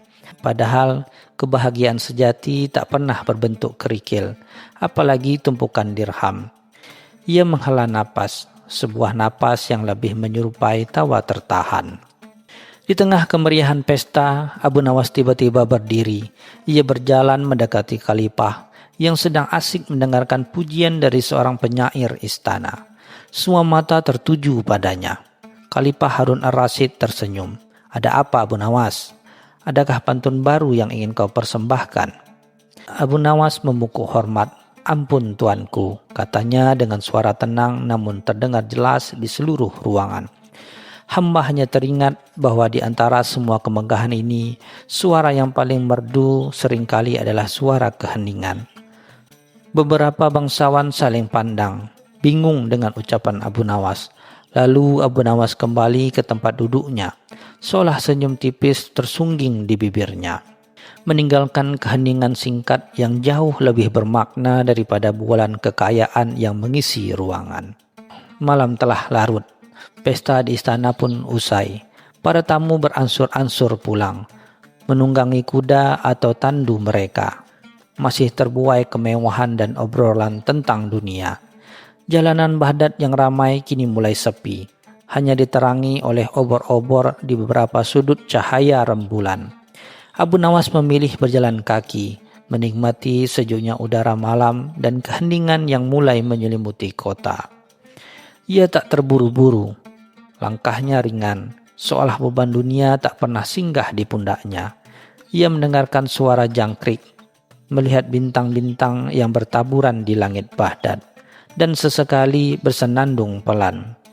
Kontras sekali dengan raut wajah para bangsawan yang masih tampak tegang dan lelah, seolah kemewahan pesta tadi justru menguras energi mereka.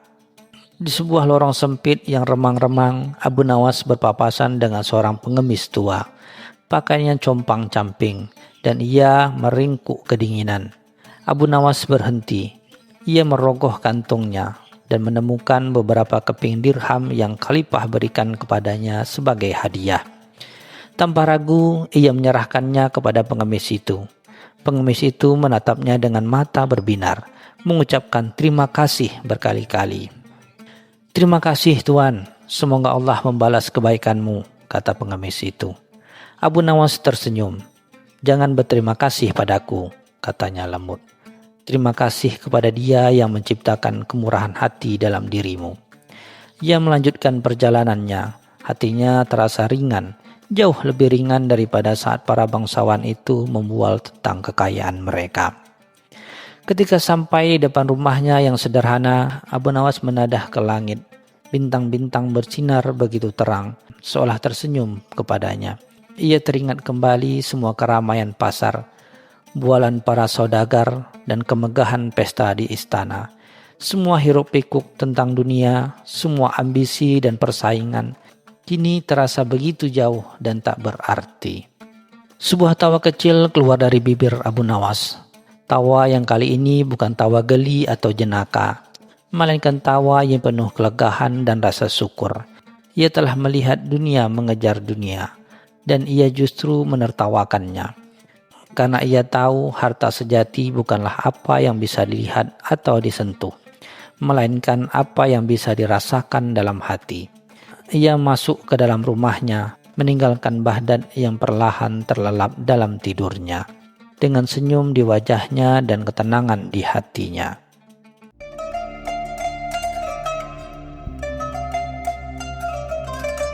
Cerita selanjutnya.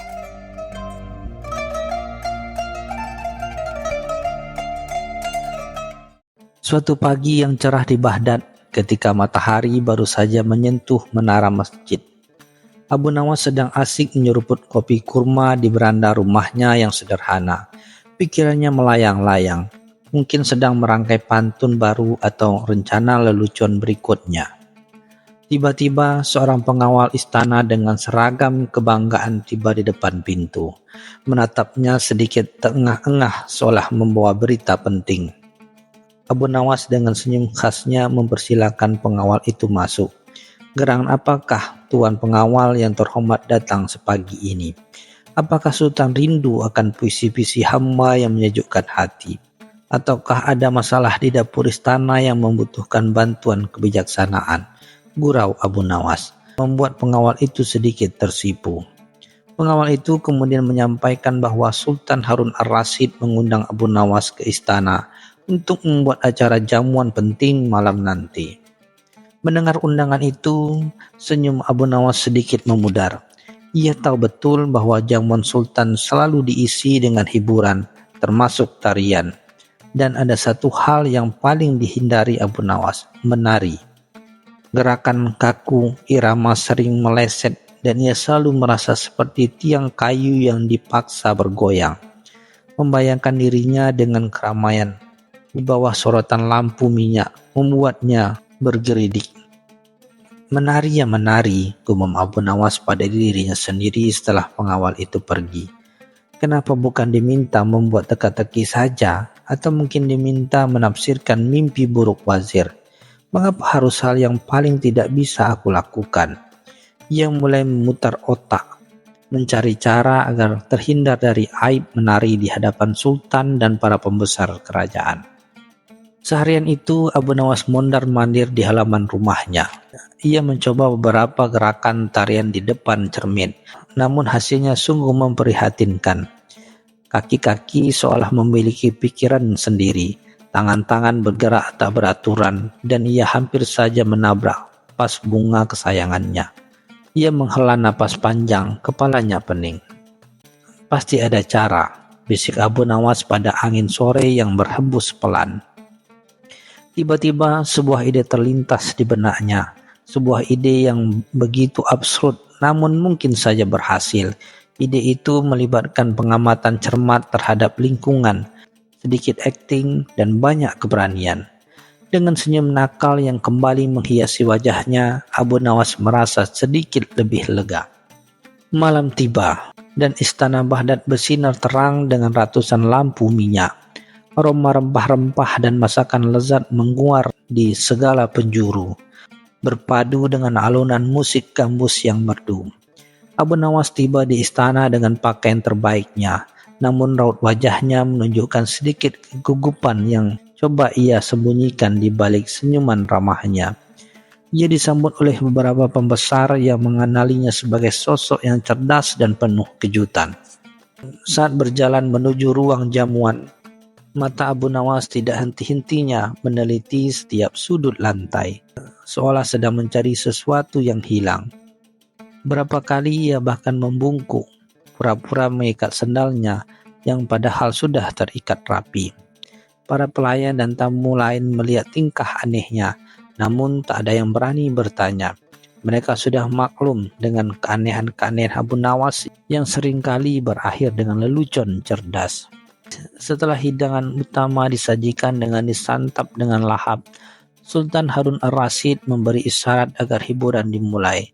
Para penari istana yang anggun dan gemulai mulai menunjukkan keahlian mereka, memukau para tamu dengan gerakan yang lincah dan harmonis. Sorak-sorai dan tepuk tangan riuh memenuhi ruangan. Kemudian Sultan menoleh ke arah Abu Nawas dengan senyum menggoda. Abu Nawas, sahabatku, bukankah engkau juga ingin menunjukkan keahlian menarimu? Pasti akan sangat menarik melihat gerakan-gerakan yang penuh kejutan, kata Sultan, disambut tawa kecil dari para hadirin. Jantung Abu Nawas berdebar kencang. Ini adalah momen yang ia takutkan. Ia mengambil napas dalam-dalam, lalu berdiri dengan perlahan.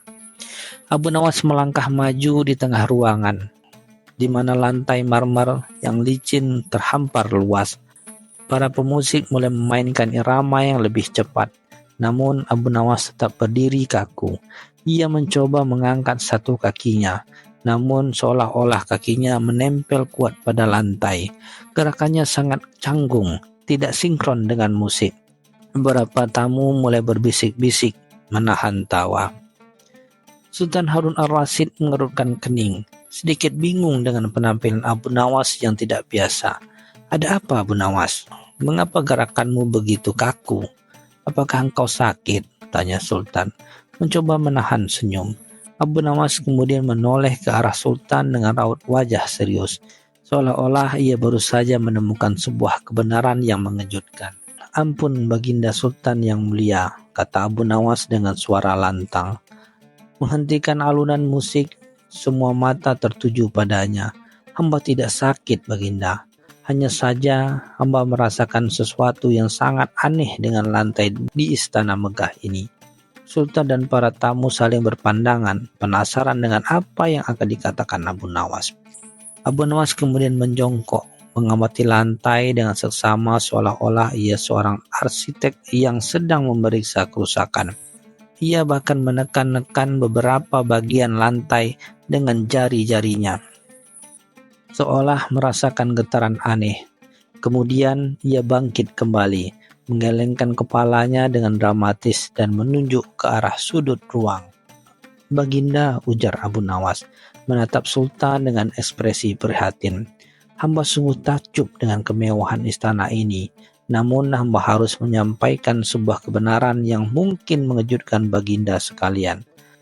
Lantai marmer di ruangan tamu ini sesungguhnya miring. Pernyataan Abu Nawas ini sontak membuat riuh seisi ruangan. Para tamu saling berbisik, beberapa bahkan menahan tawa. Sultan Harun ar-Rasyid meskipun terkejut mencoba menjaga kewibawaannya. Miring, apa maksudmu, Abu Nawas? Istana ini dibangun oleh arsitek terbaik di seluruh penjuru negeri. Abu Nawas mengangguk yakin. Betul baginda, namun mungkin ada perhitungan yang luput. Setiap kali hamba mencoba bergerak, hamba merasa seolah-olah akan terjatuh karena kemiringan yang tak terlihat ini. Inilah sebabnya hamba tidak bisa menari dengan luas. Untuk membuktikan ucapannya, Abu Nawas kemudian meminta seorang pelayan untuk membawa seember air. Dengan hati-hati ia menuangkannya sedikit air ke atas lantai di beberapa titik. Dan benar saja, air tersebut perlahan-lahan mengalir ke arah sudut tertentu, seolah mengikuti kemiringan yang tak kasat mata. Para tamu, bahkan Sultan terdiam menyaksikan fenomena tersebut. Lihat baginda, kata Abu Nawas, menunjukkan aliran air. Air tidak pernah berbohong, ia selalu mengikuti kemiringan dan jika air saja kesulitan menahan dirinya, apalagi hamba yang hanya seorang manusia biasa. Sultan Harun ar-Rasyid menatap aliran air itu, lalu menatap Abu Nawas, dan akhirnya ia tersenyum tipis, mulai memahami arah pembicaraan Abu Nawas. Setelah demonstrasi kemiringan lantai oleh Abu Nawas, suasana di ruangan jamuan menjadi campur aduk. Beberapa pembesar istana yang dikenal kaku dan menjunjung tinggi tradisi mulai berbisik-bisik tidak setuju. Mereka menganggap Abu Nawas hanya mencari-cari alasan untuk tidak menari, dan tuduhannya terhadap arsitektur istana adalah sebuah penghinaan. Wajah-wajah mereka memerah menahan amarah. Di sisi lain, banyak tamu yang justru terhibur dengan akting Abu Nawas yang meyakinkan. Mereka saling menyenggol, menahan tawa, dan berbisik bahwa Abu Nawas memang tidak ada duanya dalam mencari akal. Sultan Harun ar-Rasyid berdiri tampak mengamati reaksi semua orang. Senyum tipis masih tersungging di bibirnya. Ia tahu bahwa Abu Nawas sedang bermain-main, tapi caranya selalu tak terduga. Abu Nawas, ujar Sultan Harun ar-Rasyid. Suaranya tenang namun mengandung sedikit nada geli. Jika lantai ini memang miring, mengapa tidak ada yang menyadarinya selama ini? Dan mengapa hanya engkau yang kesulitan menari? Pertanyaan Sultan ini membuat beberapa pembesar yang tidak setuju tersenyum puas, merasa bahwa Abu Nawas akan terpojok. Abu Nawas tersenyum licik. Ampun baginda, justru karena lantai ini miringnya begitu halus, sehingga hanya penari yang sangat peka terhadap keseimbangan seperti hamba yang bisa merasakannya.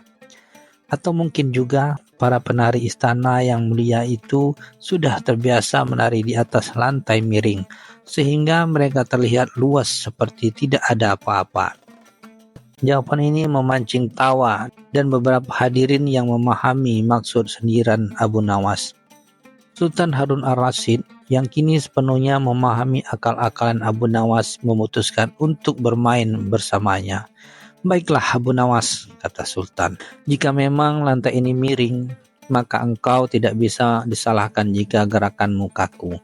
Namun bagaimana jika kita buktikan sekali lagi? Maukah engkau mencoba menari di bagian lantai yang lain yang menurutmu rata? Tantangan Sultan ini membuat Abu Nawas sedikit terkejut. Ia tidak menyangka Sultan akan membalikkan argumennya dengan cara seperti itu. Namun Abu Nawas adalah Abu Nawas. Ia menerima tantangan tersebut dengan senyum percaya diri, meskipun dalam hati ia mulai memikirkan trik berikutnya. Ia melangkah ke bagian lain dari ruang jamuan, tempat yang ia anggap lebih rata. Abu Nawas berdiri di depan lantai yang lain, pura-pura memeriksa kemiringan dengan cermat. Ia bahkan melompat-lompat kecil beberapa kali, seolah menguji stabilitas. para pemusik kembali memainkan irama yang bersemangat. Abu Nawas mulai bergerak, kali ini dengan sedikit lebih luas. Namun tetap saja gerakannya jauh dari kata anggut. Ia masih terlihat kaku dan sedikit kikuk, meskipun tidak seburuk sebelumnya. Para tamu memperhatikan dengan seksama. Beberapa mulai berbisik. Tampaknya memang sedikit lebih baik, sementara yang lain masih menahan tawa. Sultan Harun ar-Rasyid mengamati dengan cermat. Senyum geli tak lepas dari wajahnya. Ia tahu bahwa Abu Nawas sedang berusaha keras untuk mempertahankan alasannya, meskipun hasilnya tidak selalu meyakinkan. Setelah beberapa saat, Abu Nawas berhenti menari. Sedikit terengah-engah, ia menatap Sultan dengan ekspresi kemenangan. "Baginda," katanya, "di bagian ini memang tidak miring, di bagian sebelumnya, namun tetap saja kemiringannya masih terasa bagi penari seperti hamba. Tetapi hamba sudah berusaha semaksimal mungkin untuk tidak mengecewakan baginda." Sultan Harun ar-Rasyid tidak bisa lagi menahan tawa. Ia tertawa terbahak-bahak, diikuti oleh sebagian besar tamu yang sudah tidak bisa menahan geli mereka. Abu Nawas," kata Sultan dari sela-sela tawanya, "engkau memang tidak ada duanya dalam mencari akal. Sungguh engkau berhasil membuatku terhibur dengan drama lantai miringmu ini." Sultan Harun ar-Rasyid memerintahkan pelayan untuk memberikan sekantung keping emas kepada Abu Nawas sebagai hadiah atas kecerdikan dan hiburannya. "Ambillah ini, Abu Nawas, ini adalah upah atas kemampuanmu yang luar biasa dalam memutar otak dan menghibur kami semua bahkan dengan alasan lantai miring sekalipun," ucap Sultan sambil tersenyum.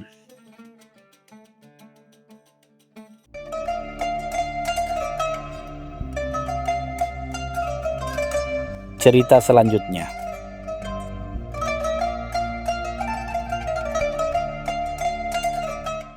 Baghdad, kota 1001 malam, bergejolak dalam hiruk-pikuk pasar pagi.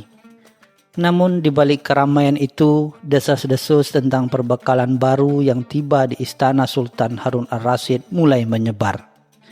Bukan emas atau permata, melainkan biji-biji kopi eksotis dari negeri yang jauh. Hadiah dari seorang saudagar kaya yang ingin mencari muka. Sultan Harun ar-Rasyid yang dikenal akan kecintaannya pada hal-hal baru dan kelezatan dunia, sangat antusias dengan hadiah ini. Ia memerintahkan agar biji kopi tersebut segera diolah oleh juru masak istana yang paling mahir dan disajikan khusus untuk jamuan makan malam keesokan harinya. Seluruh istana dipenuhi aroma biji kopi yang baru disangrai, menciptakan ekspektasi tinggi. Malam pun tiba dan jamuan makan malam berlangsung meriah. Setelah hidangan utama, tibalah saatnya dinanti-nanti. Sajian kopi istimewa. Sultan menyesapnya dengan penuh antisipasi. Namun sedetik kemudian wajahnya berubah masam. Ia terbatuk-batuk dan matanya memerah. "Kopi apa ini?" seru Sultan dengan suara perau. "Rasanya pahit sekali dan lidahku seperti terbakar." Para pejabat istana terkesiap. Juru masak gemetar ketakutan. Bersumpah bahwa ia telah mengolah kopi sesuai petunjuk. Sultan murka dan menuduh ada sabotase di istana mereka. Kecurigaan melayang di udara dan suasana ceria jamuan makan berubah menjadi tegang. Sebuah api dalam sekam, namun membara di dalam istana, mengancam untuk membakar kepercayaan dan reputasi. Dalam kepanikan, Wazir Agung teringat akan seorang yang selalu berhasil memecahkan masalah pelik dengan cara yang tak terduga. Abu Nawas. Meski sering membuat ulah, kecerdikan Abu Nawas tak dapat disangkal. Dengan berat hati, Wazir Agung menghadap Sultan dan mengusulkan untuk memanggil sang penyair yang nyentrik itu. Sultan dalam kemurkaannya setuju. "Panggil Abu Nawas," titahnya. "Jika ia berhasil memecahkan misteri kopi pahit ini, ia akan mendapat hadiah besar. Jika tidak, kepalanya akan kudapatkan." Demikianlah, sebuah misi berbahaya diemban Abu Nawas, yang tanpa disadari akan membawanya pada serangkaian kejadian lucu dan mengejutkan. Abu Nawas tiba di istana dengan senyum khasnya, yang kadang terkesan licik. Ia tidak langsung menyelidiki kopi, melainkan meminta untuk diantar ke dapur istana. Di sana ia hanya melihat-lihat panci, sendok, dan bumbu-bumbu. Sesekali mencium aroma masakan yang tertinggal. Para juru masak dan pelayan keheranan melihat tingkahnya yang aneh. "Abu Nawas, apa yang kau cari?" tanya Wazir Agung dengan tidak sabar. Abu Nawas hanya tersenyum simpul. "Saya mencari kesenangan, Yang Mulia," jawabnya santai. "Dan sepertinya saya menemukannya di antara peralatan dapur ini." Para pelayan saling pandang, bertanya-tanya apakah Abu Nawas sudah gila atau itu hanya salah satu trik anehnya. Abu Nawas kemudian meminta sampel biji kopi asli yang belum diolah dan membandingkannya dengan kopi yang disajikan kepada Sultan. Ia menciumnya, bahkan sedikit mencicipinya. "Ah," serunya tiba-tiba, membuat semua orang melonjak kaget. "Saya tahu apa masalahnya. Ini bukan salah kopi, bukan salah juru masak, dan bukan salah hantu." Sultan yang diam-diam mengawasi semakin penasaran. "Lalu salah siapa, Abu Nawas?" tanyanya. Abu Nawas tersenyum lebar. "Salah angin, Yang Mulia." Angin yang berhembus dari arah timur laut membawa kesialan pada biji kopi ini. Membuatnya pahit seperti obat. Para hadirin menahan tawa, sementara Wazir Agung hanya bisa menggelengkan kepala. Untuk membuktikan teorinya yang gila, Abu Nawas meminta biji kopi yang belum diolah dan juga beberapa bumbu dapur yang tidak lazim. Bumbu cabai, lada hitam, dan sedikit cuka. Sultan yang sudah muak dengan teka-teki akhirnya setuju, meski dengan keraguan. Abu Nawas kemudian menyuruh juru masak untuk membuat kopi lagi. Namun kali ini ia sendiri yang mengawasi dengan seksama. "Sekarang," kata Abu Nawas, "kita akan membuat kopi yang rasanya benar-benar api dalam sekam."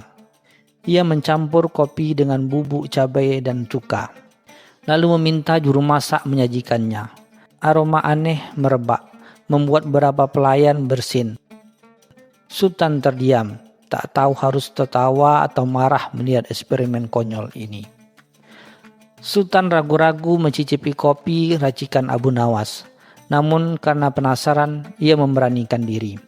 Begitu kopi menyentuh lidahnya, matanya terbelalak. "Pedas sekali," serunya sambil terbatuk-batuk. Namun anehnya, ia tak menunjukkan kemarahan.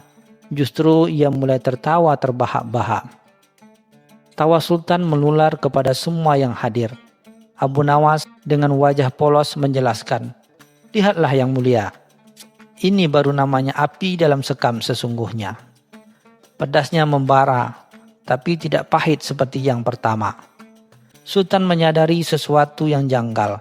Kopi yang dibuat Abu Nawas memang pedas, tetapi tidak meninggalkan rasa terbakar dan pahit yang aneh seperti sebelumnya. Di tengah tawa yang masih menggema, salah satu pelayan wanita di dapur tiba-tiba berlutut dan menangis. "Ampun Yang Mulia," senyumnya terseduh-seduh. "Saya yang salah. Saya mencampurkan biji kopi dengan biji pahit yang biasa saya gunakan untuk ramuan obat nenek saya. Saya tidak tahu kalau biji ini beracun jika dicampur kopi." Sultan terkejut.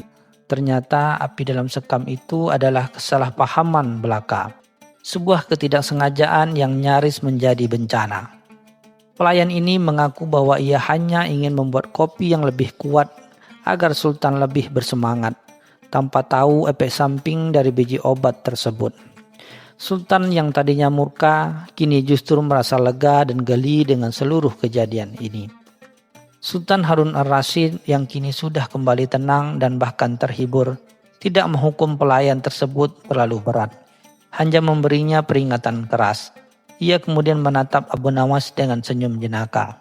"Abu Nawas," katanya, "kau memang pandai membuatku tertawa, bahkan di tengah kekacauan.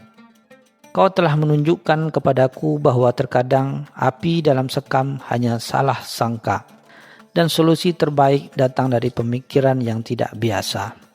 Sebagai hadiah, Sultan tidak hanya memberikan emas dan perak, melainkan juga menunjuk Abu Nawas sebagai penasehat kopi istana.